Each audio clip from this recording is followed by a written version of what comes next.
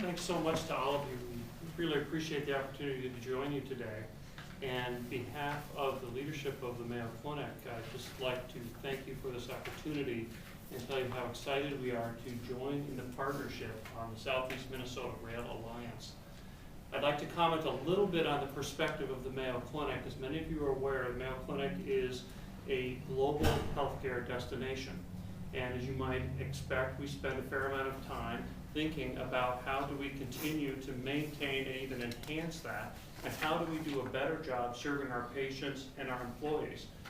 With 30,000 employees in the greater Rochester and Southeast Minnesota community, that's a big chunk of our community. About a year ago, we began exploring what are some of the transportation needs of those coming to Rochester, Minnesota, and how could we do a better job serving both patients, employees, and others who come to Rochester, Minnesota. A study was commissioned that was done scientifically to survey over 600 members of the southeastern Minnesota community to get a feel for what is the level of support, enthusiasm among our citizens here in southeast Minnesota.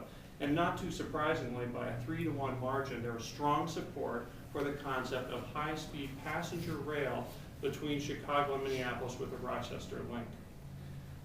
Not only that, but this dialogue began with community leaders who you're hearing from today that we were pleased to play a role in. And I think as you're getting a sense of today, there is not only a strong base of support in our community for this initiative, but there's a strong base of support in our community leadership. Alongside that, the Mayo Clinic would like to lend its strong support to this initiative today.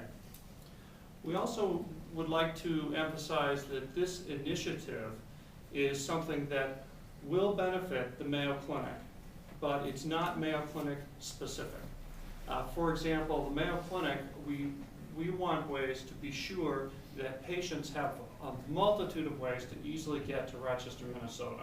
And this would represent a way to enhance the ability of patients to quickly and easily get to Rochester, Minnesota.